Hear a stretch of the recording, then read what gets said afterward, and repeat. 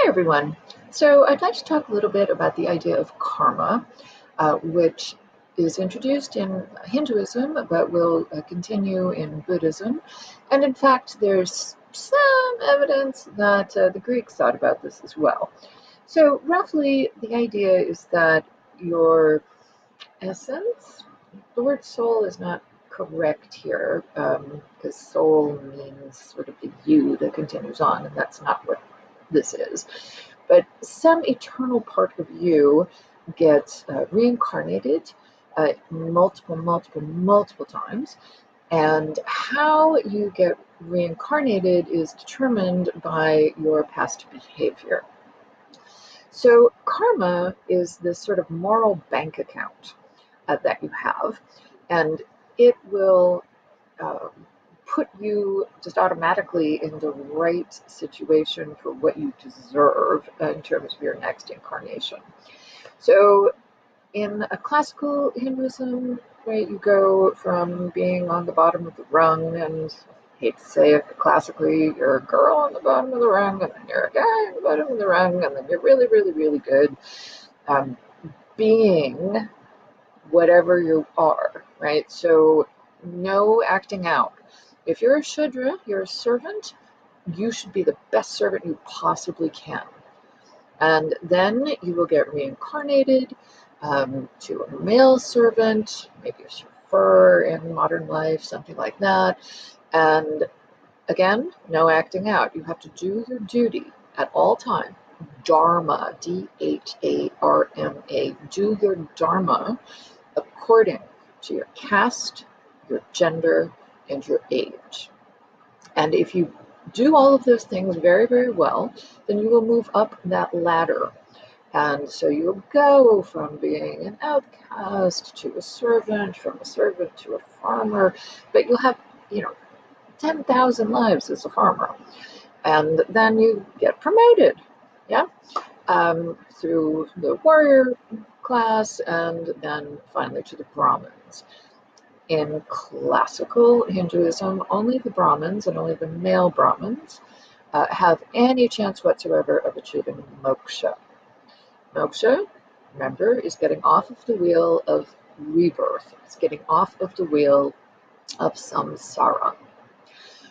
All right, so, however, if you're a terrible person, you can actually fall way back down. And in fact, you can fall so far back down that you can end up in the animal kingdom. So, like, Hitler is currently an amoeba. Now, the thing with being in the animal kingdom is that you can't be a bad lizard. Right? There's no such thing as being a bad lizard. You're a lizard or you're not, right? So there's no moral bank account. Karma does not accrue to lizards because they don't have a choice whether they want to be a good lizard or a bad lizard. Only people have the choice of how they wish to behave. So, but you're burning off bad karma. Okay?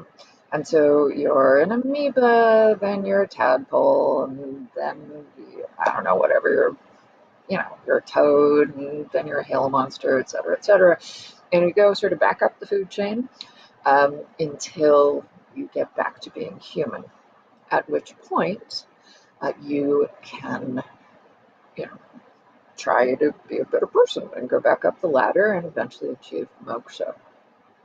Now, on the other hand, and this is true in both Hinduism and Buddhism, if you have an excess of good karma, you can take time off between lives and go to a very cool heaven and party for a while. I don't mean like spring break party, but, hang out in a cool heaven. So you can spend your karma, right, both coming and going, right? You can drain your bank account, you can spend some of it, you can just keep saving, etc. All right, so it is the case, right, that a fair number of Americans now believe in karma. And that, however, comes from the 19th century, particularly when the British were colonizing India and what's now Sri Lanka, etc., and came into contact with Hindus and Buddhists, and that knowledge was imported back to the West and picked up by, sort of loosely New Age crowd, right? Because it's got a nice moral sound to it, right? That you are exactly where you're supposed to be, and yeah, and that there are consequences to your actions. So, okay, so given that neither Hinduism nor Buddhism have like big final heaven and hell sorts of things, this is what you get instead, right? So the consequences of your actions are your reincarnations, which are dependent on your accruing of karma.